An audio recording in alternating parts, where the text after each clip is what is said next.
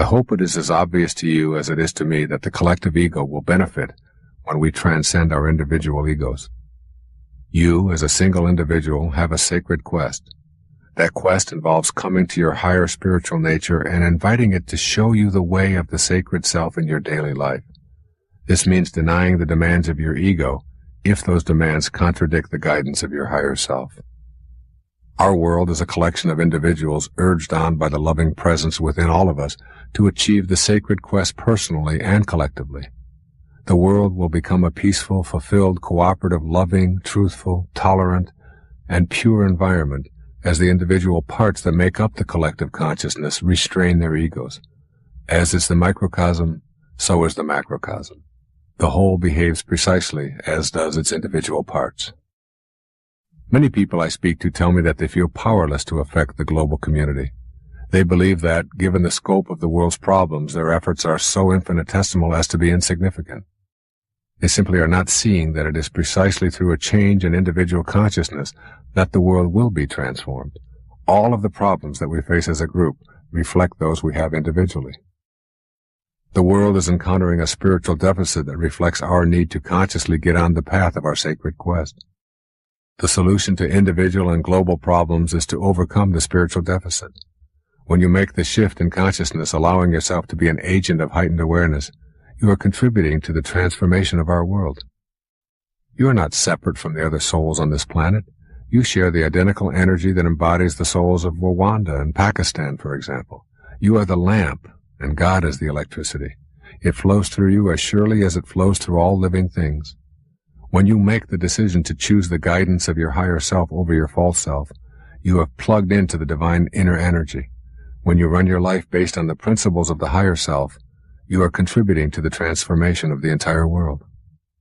You must strengthen your will to choose the sacred path when your ego calls you a fool for believing there could ever be a world without war. If your ego can convince you, you will become part of the collective ego's falseness. Individuals who choose ego propaganda are individuals who will build more bombs and manufacture more weapons. Currently, there are some 6 billion people on the planet. About 3 million are at war or in skirmishes that cause them to kill and torture each other. But that means that there are 5,997,000,000 who are not at war. This is a hopeful statistic, which our egos do not want us to consider. By contrast, the collective ego strives to keep the populace nervously on the edge with reminders to view the world in terms of us versus them. This ego viewpoint not only reinforces the insane escalation of ways to kill each other, but is also responsible for most of our social problems. The world ego is our false self, and this is the primary characteristic that we need to recognize.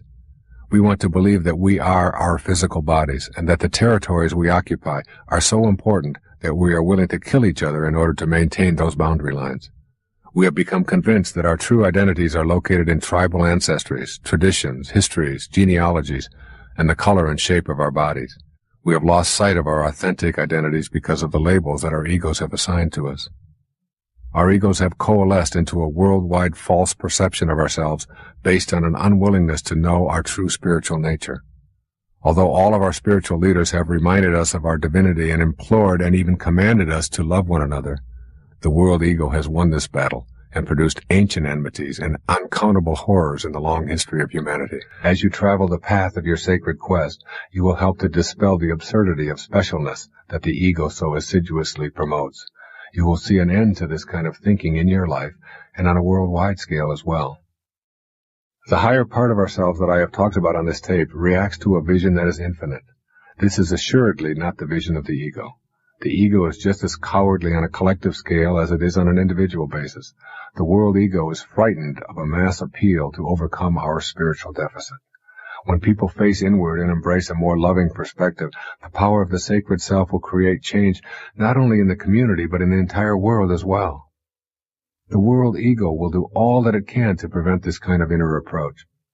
It will ridicule those who promote meditation, peaceful demonstrations, and the love of God as a way out of the morass of social evils. It is just as true on the collective level as it is on the individual plane. The higher self urges you to simplify and to avoid contributing to anything that hurts others or increases the separation from your spiritual source. When Madame Blavatsky talked about who the leaders of the spiritual revolution would be, she said that these leaders will be ordinary people, regular, everyday folks, school teachers, musicians, artists, cab drivers, regular folks. And these people will speak out with a voice. And this voice will be heard. And then the bureaucracies will fall in line and begin to reflect what it is that this consciousness is instituting in our people. And if you look at the people who have been instrumental in changing consciousness in the last 25 years, you look at the people whose programs you listen to through Nightingale Columnists and ask what are their backgrounds. You find out that they're salesmen. Marianne Williamson was a singer, a nightclub singer. Louise Hay was a dancer. Dennis Waitley was a salesman. Zig Ziglar was a preacher. People who just did everyday, regular things. I was a school teacher. And somehow there's a power, there's a pressure, there's something that has come and put us in a position of just talking about this kind of shift, this kind of consciousness. So look at the energy of your life. The energy of the foods that we eat, the shows that we watch, the places that you accumulate, the friends that you have, the people that find fault with what you're doing. Look at all of the way, even a simple little thing like feng shui, which is a Chinese form of how you arrange the furniture in your. It's so cool. But I've got a lady who works with me over in Maui, and every time I go away, she'll come back and she'll have this thing moved over here and this thing over there, and I'll say, but I like this here. This is where I shave. No. The feng shui of that isn't quite right, and you don't want to have a red next to you. I just listen to her. My place is one of the most pleasant and beautiful places. Of course, having it on the ocean has a lot to do with it as well. But I believe that energy is in everything. Change the energy of your life and reconnect to the energy of spirit. Spiritual energy is healing energy. And also the way that we talk to ourselves. How do you talk to yourself? If you think, here's one of my favorite quotes, the creative source in your life. Here it is right here, this creative source. This source reacts to your belief in shortages with a fulfillment of your belief. If you believe there's shortages out there and you can't attract them into your life. Now this is a source that is unlimited abundance. It just is a constant state of creating. It's always creating, okay? So it doesn't know anything about shortages. If you come to this source with a belief that there are shortages in terms of your life, it will fulfill your belief. If you believe that you can't be healed, that it's just impossible for you to be healed, if you believe you can't be happy, if you believe that you have to be miserable, if you believe that you can't attract the right person, if you've got something that you want to fund, some project that you want to fund, and you can't get it funded, and you come to this source with a belief in shortages, it will fulfill your belief. It only knows how to be. Remember what I said earlier. You are at one with this, and you are also at one with all of its principles. And you have to contemplate yourself as connected to, in harmony with, in rapport with this. It's like what I'm asking you to do in this program. I'm asking you to see yourself at every moment of your life when you're having a thought, when things aren't working, when you're not feeling well, when the right people aren't there. You could say something to yourself. I heard people say this, I tell people always, think from the end. Think from the end. So I was talking to a man one day down where I work out in the gym, and I said to him, he's been sick, he's got nose running, he's got, Snoopy's running out of his nose, he's got, it's disgusting. And, I said, how long have you been sick, Marty? You will never believe this answer. He said, in 3 weeks, it'll be a month.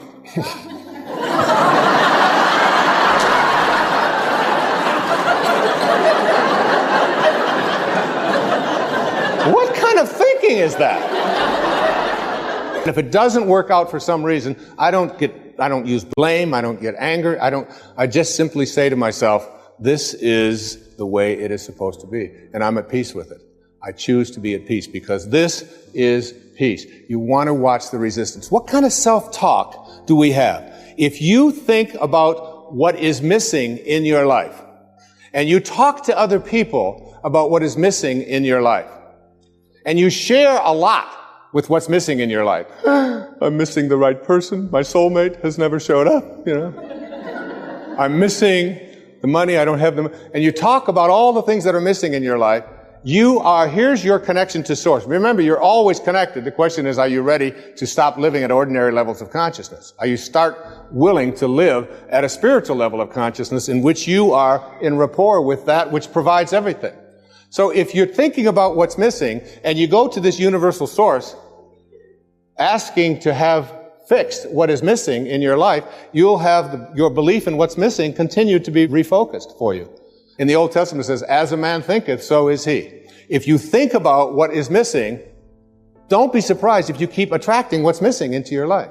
If you think about what always has been, then don't be surprised if what always has been is what keeps showing up in your life. Because thoughts are energy. And the thought of it's always been this way and there's nothing I can do, resistance.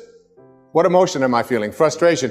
I want to change that. What is my guidance system? I'm going to see how in harmony am I with this energy of Source, with the energy of intention. How in harmony with it am I? The source of all doesn't know anything about things being missing. There's nothing missing in this universal source. And you emanated from that. You are a piece of that.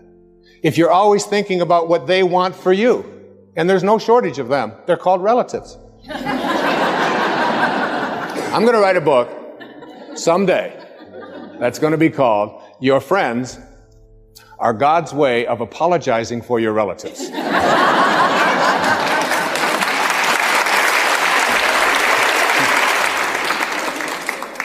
Why? Because, by the way, I gave this same talk to your relatives and they applauded even louder. Okay? Because a friend is someone before whom you can think aloud. A friend is not someone who makes demands on you and tells you what you should be doing or what you shouldn't be doing. There are very often, because we believe that we're related to people, we have talk, and then what happens with us is that we start talking to other people about what they want for us. And we despise what they want for us. We get angry at them for even wanting that for us, and then we get surprised when what they want for us keeps showing up. See, self-actualizing people, Abraham Maslow once said, the difference between self-actualizing people, the highest functioning people, and everybody else is that self-actualizing people must be what they can be. Self-actualizing people must be what they can be. What can you be? What can you be? Making the change from dominance to tolerance requires disciplining ego and listening to your sacred self. I'm speaking from personal experience in this matter, and it is one of the toughest assignments my higher self has presented me with. I have spent many years being dominated by my ego, and I have unwittingly made dominance and judgment rather than tolerance a cornerstone of my relating. My suggestions are all from my personal experience of transcending my ego-driven instincts. Making the transition from dominance to tolerance is especially difficult because the desire for ego satisfaction is so strong. To move toward the tolerance that your higher self encourages and away from your ego-driven need to control and judge, you will want to examine the qualities that sustain a tolerant approach to life. To become more tolerant and less controlled by your false self, start practicing being satisfied with what is. If someone you love acts meekly towards you, your ego wants that person to be more assertive. If that person is assertive, your ego then decides to dislike assertiveness. If you eat too much, you start thinking about how nice it would be to be thinner. If you go on a diet, and all of your thoughts then will be about food. If you stay at home for a long period, your ego starts telling you how nice it is to travel. Go on the road, and you start thinking about how nice it would be to stay home. You're in a relationship and begin to imagine it would be nicer to be uninvolved. You're not in a relationship, and you start wanting to be in one. Your children are running around the house, and you start thinking about escaping. You aren't at home, and your ego starts having you think about nothing but your children. If you identify with this kind of inner dialogue, rest assured that ego has temporarily separated you from your sacred self. In its ongoing program to convince you of your separateness, it needs to separate you from oneness with the center of your being. Then it can keep you in that state of trying to dominate and control others as a way of trying to achieve your inner balance and bliss. Trouble is, you cannot get there if you are separated from the awareness of your higher self. As you begin listening to your higher self in quiet and contemplative moments, you begin relaxing and taking the pressure off. You stop the false thinking that everyone in your life needs to be dominated or controlled by you, or that others must live up to your expectations for you to be happy. People are the way they are, and your need to dominate or change them in any way is the edict of your false self. Your ego is, as usual, trying to convince you of your separateness. It also doesn't want you to catch on to how it is controlling your life, so it convinces you that if you don't dominate others, they will get the best of you. Your higher self has absolutely no need to dominate anyone or anything. This is the ticket to freedom. Right now, though, in this very moment, your ego is working to convince you that the higher self and tolerance are ridiculous ideas. Ego will argue that tolerance means permitting criminal behavior and health and social problems. Its favorite example is that it would mean permitting the Hitlers of the world to commit atrocities while we tolerantly look on. Your higher self can see beyond this logic, so of course you can too, if you are willing. When Mother Teresa was asked if she would march against the war in Vietnam, she replied, "No, but if you have a march for peace, I'll be there." When you become peaceful within, that is what you will have to give away. When you are dominated by your ego, you dominate others. If there is no inner harmony, there is no outer harmony. Ego needs the illusion of enemies in order to control you. When you are controlling others, it is because you have permitted ego to be in control. The paradox here is that you will affect the world in the ways that you wish when you cease trying to improve conditions with intolerance and judgment. It is only when you are not controlled by ego that you can choose to not control others. What you believed was power when you dominated others was actually the external activity of ego controlling you. Your impact on the world at large begins with the smaller world of yourself. You will foster freedom and peace when you are free of ego's control and know the peace of your higher self traveling the path of the sacred quest. One of the first steps along your path is learning tolerance by practicing seeing the world as it is, rather than as you demand it to be. These, then, are some of the ways that the ego attempts to rule our lives. Our goal in knowing our sacred self is to have the higher identities triumph over our lower identities. Essentially, your higher self wants you to be at peace. It wants you to know truth. It no longer needs you to dominate others. It is a very peaceful, loving place to be.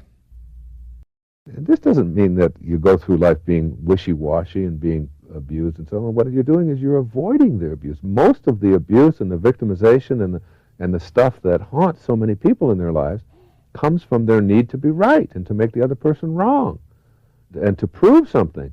If you go in with a healthy self-esteem and a healthy view of who you are, and you know that God is with you and that divineness is something that you're bringing, and you've got help, you've got guidance there with you right there at every second, and you're going in with the purpose of making this a beautiful encounter rather than a contest of wills, and I'm going to be right and they're going to be wrong. There is no right and wrong in this.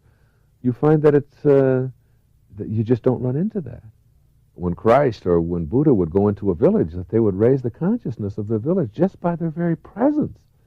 Your very presence as a divine soul around a situation that could erupt into something very violent, just your presence. Here's what Saint Germain says about in the I Am discourses. The moment doubt begins to enter, more doubt rushes in. The same with the I Am. If you put your attention upon it, it rushes forth more and more.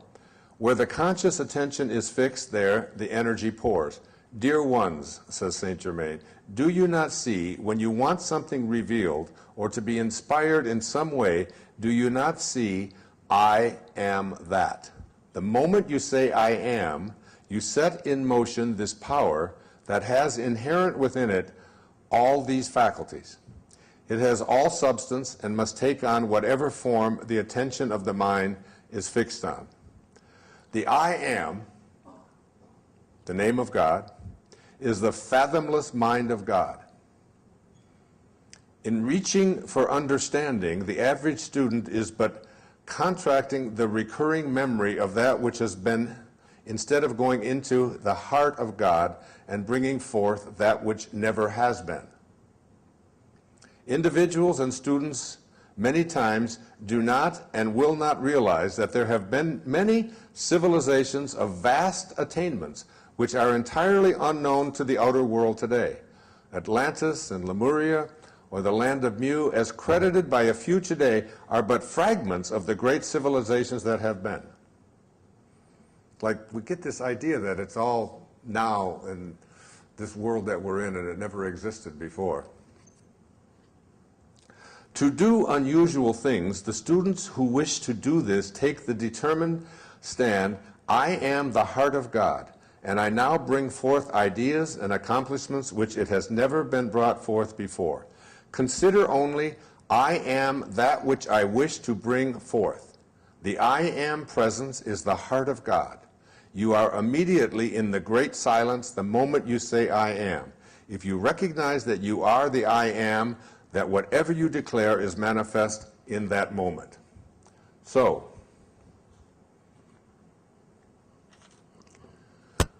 when I think about why it is that people aren't able to create the kind of miracles that this group is going to be able to create after we disperse,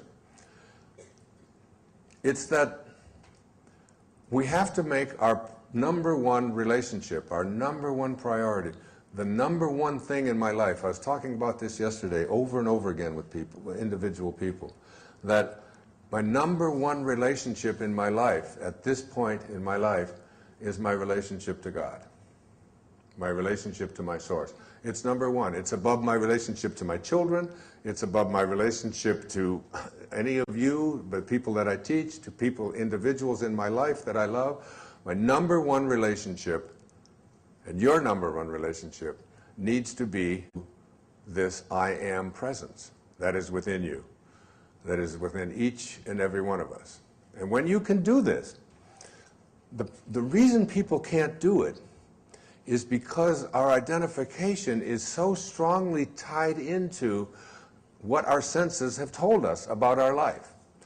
There is a place and a possibility that miraculous things can happen, but you have to, in order to banish the doubt, in order to heal this energy body that I'm speaking about here, in order to be, you have to be in such a position that you're not asking. You're not coming from a ordinary place asking someone extraordinary to do something for you. That's sort of what we've learned in our religious model, that God is outside of us, something like a cosmic bellboy, that if we just sort of ask it to do something for us and we behave and we pay a certain amount of money and we go to the right temples and we do the right things, that this external being will then provide us with favors, and that this God has the ability to heal, but it withholds it depending upon what mood it's in and so on. And that's a very different concept that I'm talking about here. I'm talking about a concept of God that says that we are all pieces of God. Like T.S. Eliot said, we shall not cease from exploring. And at the end of all of our exploring will be to return to the place from which we originated and to know it for the first time, to know it. You don't have to die to do this. You can know it here. You can know it now. You can say to yourself, as the I Am discourses say over and over and over again, the I Am is the divine work of God. And you are capable of saying I am. And you don't want to add anything after I am that isn't consistent or harmonious or in rapport with God. That is the all-creating knowing, the all-knowingness. We all know everything. There's a higher self within each and every one of us. There's a highest self, which is omniscient and omnipotent, all-powerful, and everywhere at once. If I have a simple tulip bulb in my hand, and I ask you to look at it and say, what is it? You'd say, well, it's just a grungy mass of biological matter. I say, but look at it more closely. And if it gets nurtured in a certain way, that is, it's watered and put in the ground, it will become a tulip bulb. Why? Because it has built into it a future pull. A future pull that you can't see or dissect or find in any lab. It has a future pull, a picture that is part of its DNA, part of its genetic inheritance. If you take a liver cell from your liver and look at it and dissect it, and it has a future pull, it will always be a liver cell. It will never be anything else. In order for you to be able to manifest magic, real magic in your life, miracles, you must first be able to conceive of it. You must be able to conceive of it, and that means no doubt. And the doubt comes by shifting to a knowing rather than a belief. All of this stuff, Deepak and I are talking now about taking a group, making a movie, and taking in this movie a group of babies that say 100 of them. And as they are born, we remove them from the environment that they're in, orphans and so on, children who are to be abandoned, and we place them into a world where there is no doubt, where they get past the lie. You know, we're led to believe a lie, as William Blake said in his wonderful poem, Songs of Innocence.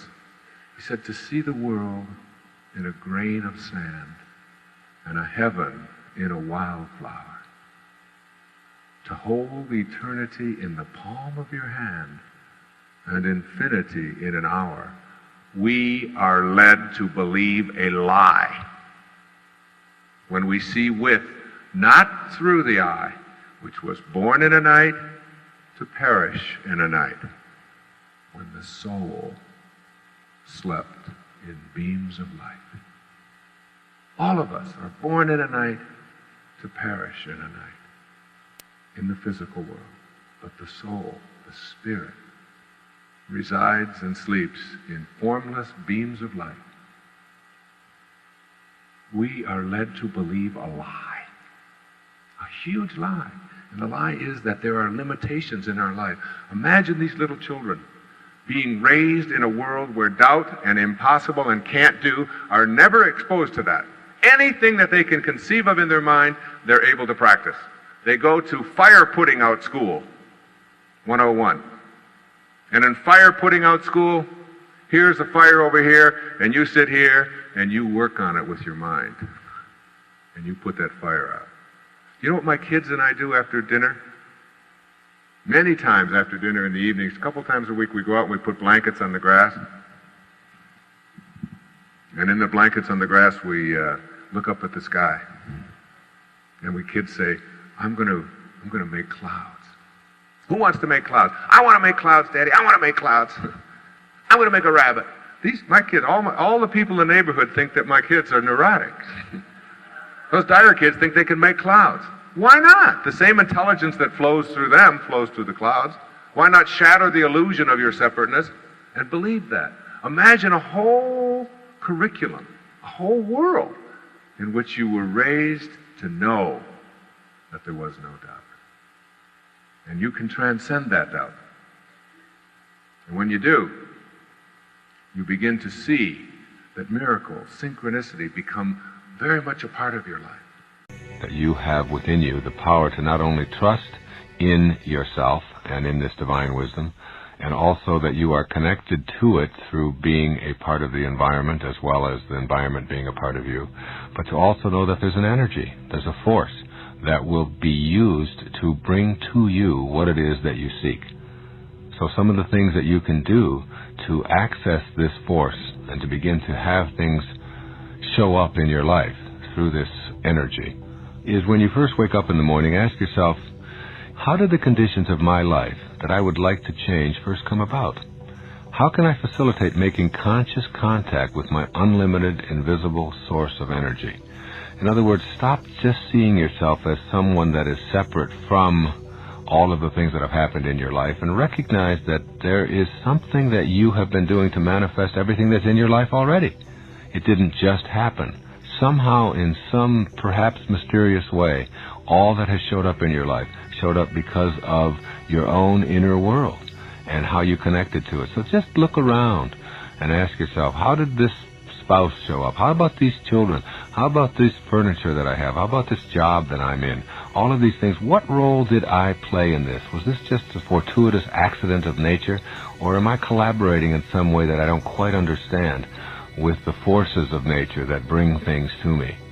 And then begin to take some responsibility for it. Secondly, I would explore the possibility that perhaps the reason you believe that life is limiting is because you've assumed limitation to be in your life. If you don't assume there are any limitations in your life, then those limitations begin to go away. And all of the limitations that you experience and see in your world are really that which is in the physical world. There are only limits in the physical plane, in the right-hand side of the room, as I put it. All of the stuff that you see. Yes, there are beginnings and ends to all of that, as our senses perceive them. But in fact, that's really not who we are. Who we truly are, that divine being that is in all things, is unlimited. And when we can give up our forfeiture of our ability to get into that world, we also give up the world of limitations. Whatever picture you are able to create mentally will assist you in knowing that the creative energy is flowing through you. So work on these pictures that you have and make sure that the inner pictures you have of what it is you would like to have, these visualizations, are working with you rather than against you. When you are able to internally picture yourself cooperating with the divine intelligence, it will cooperate with you. If you can't picture this for yourself, if you can't get that inner picture, then you will manifest whatever it is that you are picturing, which is doubt. Another thing that I would remind myself is to never limit the spirit in any way. Talk to your spirit. Talk to this divine intelligence that is you, that is even giving you the power to talk in the first place and to think. And tell the spirit what you want without telling it how you want it to happen. Then retreat in faith and trust. Also, I would keep your mental picturing to yourself. Keep it secret. Keep it private. What you want to attract is between you and God. And the moment that you need to prove it or you need to share it, you take the energy away from its accomplishment and onto the reactions of others. Another thing to do here is to examine all of the supposed lacks and scarcities in your life. Then remind yourself, I created all of this with my thoughts and my conditioning and my beliefs and my actions of my past. Taking responsibility for all that has shown up in your life is the way to transcend the things that you no longer want to show up. Also remember that what you think about is what you become. The great secret of the universe. The strangest secret, as my friend Earl Nightingale used to say. What you think about is what you become, what you think about all day long. Be conscious of every thought or every picture that ends up in your head, because that's what you will manifest in your life. And if you're doubting that, then you will manifest the doubt. And finally, I would recommend that you begin to act as if what you really want to attract to your life is already here, because it couldn't be anyplace else. Everything that's in the universe is already here. You don't create anything, you just redistribute, and you just attract that which is already here to your life. And so, if you are acting as if what you want is already here, if you're thinking you'd like to have health, then you start thinking that I'm healthy. If you think that you'd like to have a divine soulmate show up in your life, you act as if that person is there. And you begin to have conversations with that person and expect that person to show up.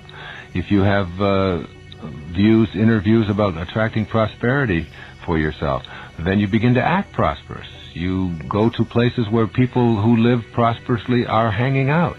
You walk around car dealerships that reflect this kind of consciousness. You always act as if what you want is already here. It just hasn't aligned yet with your intention. And that's what manifesting is, the alignment of your intention with divine purpose. Everything in this universe is energy. That energy doesn't come in good and bad. It comes in high and low. It comes in fast and slow.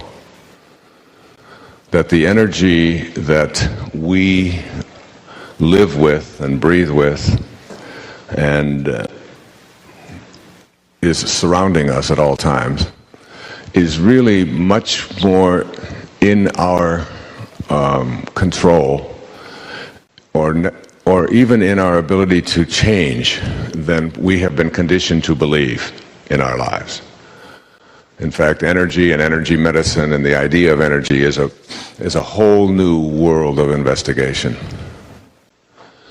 And that there are certain principles, there are certain ways of living, and certain things that we can do that can help to bring our energy into the higher and faster energies.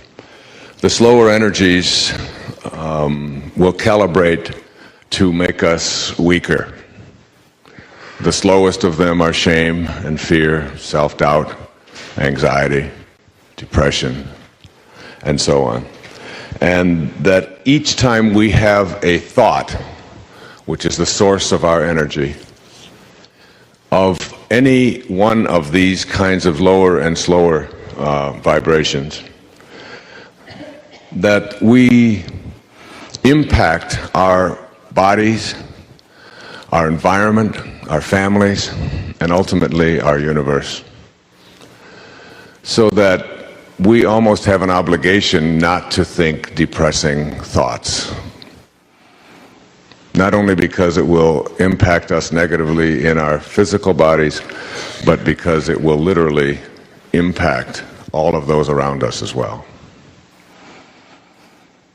And as we become very conscious of our thoughts and the fact that they represent an energy and they can result in our being weaker or stronger, we can become conscious of how quickly we can shift those energies and how easy it is rather than how difficult it is to make those shifts. In an instant, you can utilize something like japa, the repetition of the sound of the name of God, in the moment of stress or anxiety or fear or shame. You can use that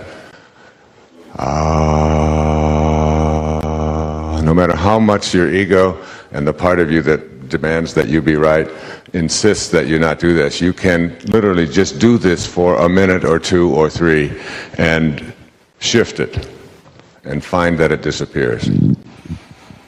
I want to show you this map of human consciousness. Map of human consciousness goes from a frequency that he has created called 1 to 1,000. And the lower the frequency, that is the slower the vibration, the more it will keep you weak. And anything below 200, by his formulation after 29 years of study, anything that calculates or vibrates or calibrates lower than 200 will weaken you. It will take away your strength. And anything above 200, up to as high as 1,000, will empower you. So below 200 is force, above it is empowerment. The lowest level in this map of consciousness is called shame. That when you are experiencing a shameful thought, you will weaken yourself. The next up is guilt. The next up is apathy. All of these will weaken you. The next is grief. Grief itself, even though there's a lot of people making a strong case for it, to grieve is to weaken yourself. Fear, which has as its emotional counterpart anxiety. Craving, or ultimate desire. Anger, and pride, which is scorn and hate, are all going to weaken you. Now, the ones that will strengthen you, starting from the lowest ones that will strengthen you, that calibrate at 250 and above, are neutrality, which has an emotional correlate of trust, and then willingness, that calibrates at 310, and that's optimism, and then acceptance, which is forgiveness, in the emotional realm is 350. Reason and understanding calibrate at 400. Love and reverence at 500. Joy at 540, and serenity. And finally, peace at 600 is the highest that most of us will ever reach. Peace and bliss will always empower you. Now, I'm just talking about thoughts here, just thoughts of peace and bliss. Whereas the highest one, enlightenment, which is the emotion of ineffability, calibrates between 700 and 1,000 when you're out there athletically competing. That if your energy or your attention is on force, that is on being able to defeat your opponent, you will always calibrate weaker. It will make you weaker. When your emphasis is on defeating someone else or trying to overcome them, and they can measure what thoughts you have, and when they're on that, you will become weaker and you will perform at a lower level. But when you put your energy and your attention on performing at the most empowering level that you are capable of performing at, and using your God-given abilities and talents to just allow yourself to go out there and connect at the spiritual level and perform, you will always perform at a higher level, and you will calibrate strong rather than weak. That's the soul speaking and saying, don't put me in a box. Don't compartmentalize me. Don't tell me what I have to be. Don't do that to me. The theme song of the soul was sung by Roy Rogers and Bing Crosby. Oh, give me land, lots of land, and the starry skies above. Let me ride through the wide open spaces that I love. Don't fence me in. Don't put a fence around me. There's something inside of me that is infinite. It wants to expand. If it's finite, that means it stops someplace. The part of you that's listening to this right now, what is that? What is that invisibleness within you? Certainly you're not this body. It's just dust. Getting that and understanding that. You know, not only did I write this entire book, 58 chapters, with each one having a section called I Can See Clearly Now, why I was being divinely guided to do this. I was driving down the Long Island Expressway in 1976, and I was living out in Huntington and teaching at St. John's University. I was a professor there, and I was about to be granted tenure, which scared the hell out of me because it means like you're going to be here the rest of your life. You know, you're not going to go anywhere else now that you got a job for life. That was something that inside I just couldn't handle. And I had just written this book, Your Erroneous Zones, and something just came over me. Honestly, it just came over me, and I pulled off on the Long Island Express. I just sat there, I was like, trying to catch my breath, and I realized, oh my God, if I go in there and get tenure, I'm going to be stuck here. This is where I'm going to be. I've already done this. I've been doing it for 6 years. And I got off back onto the Long Island Expressway, which is L-I-E, lie. And I didn't want to live that lie. And I went into the dean's office, Sarah Fassenmeyer, and I said, Dr. Fassenmeyer, I'm sorry. I said, but I don't want tenure. This is my last semester. I'm going to take Your Erroneous Zones out across the country and talk about it myself. And it was a moment. It was like, I call them quantum moments, divine guidance. See, these are rungs on the ladder. The rungs on the ladder are things like willingness and so on. And so many of those things have taken place in my life. And they're taking place in your lives all the time. If I were to sit down and interview any of you and just ask you to pull out of, what is it that made you feel good and what did you do about it? Were you meant to be a great artist and didn't pick up the brush? Were you meant to be a great writer and didn't sit down and do it? Are you fulfilling somebody else's idea of what your life ought to be? Because I can remember doing those kind of taking those. There's like, what are you willing to do? How determined are you to make it happen? how much fear do you have inside of you? Because fear isn't just, oh, I'm afraid to die. Fear is like these little tiny things that we do to ourselves all day long. Like, why do you drive the speed limit?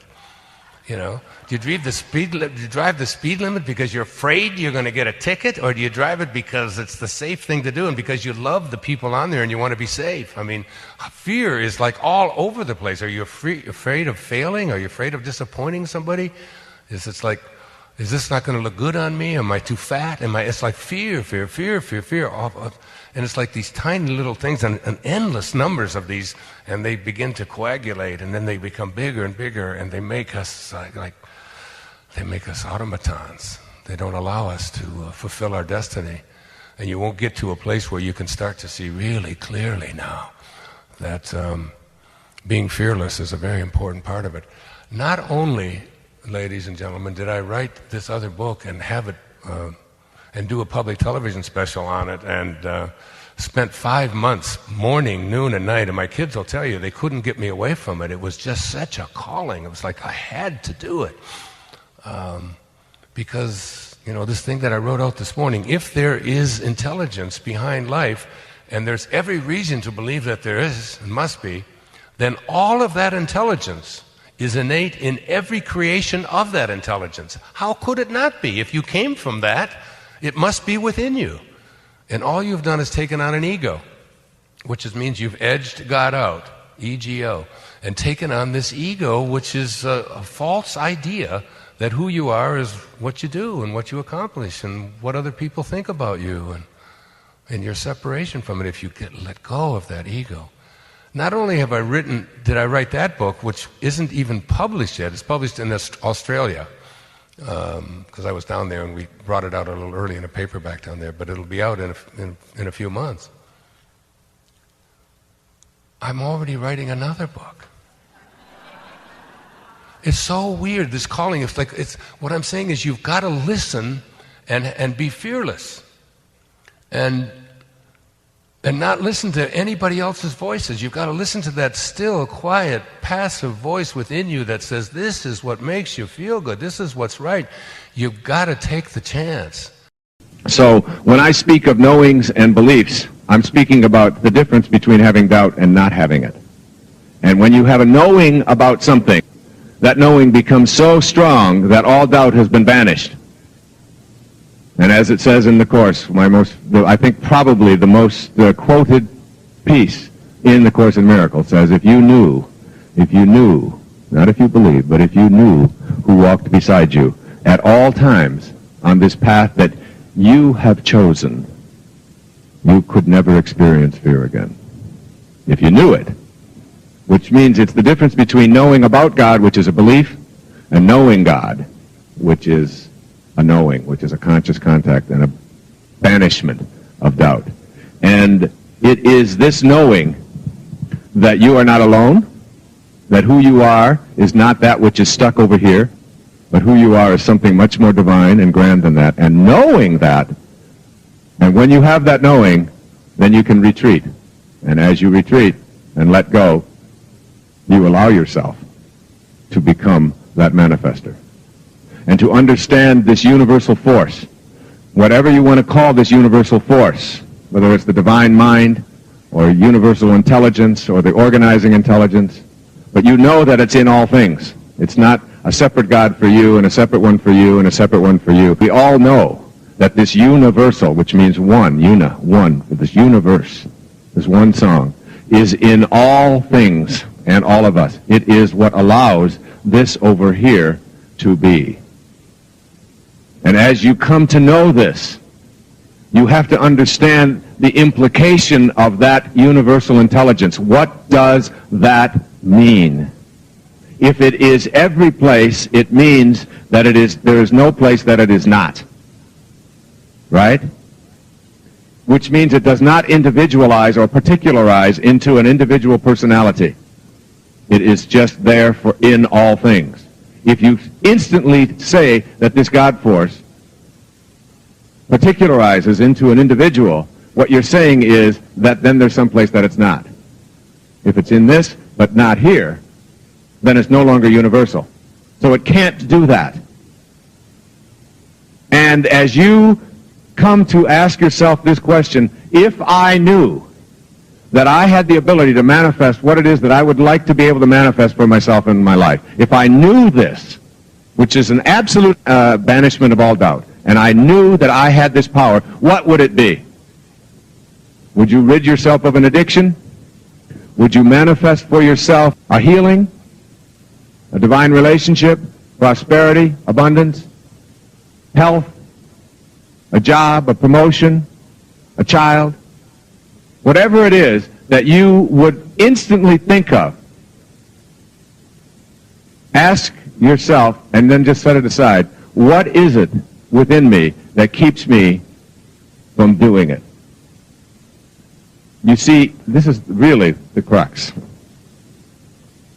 Everything that you process or perceive to be missing from your life, that you would like to be able to manifest, has within it the same organizing divine intelligence that is in you.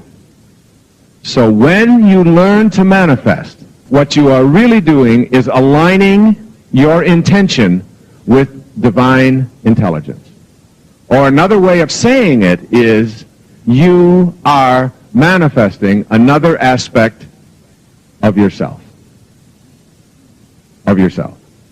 That divine force that is everywhere is in all things, including that which is missing from your life.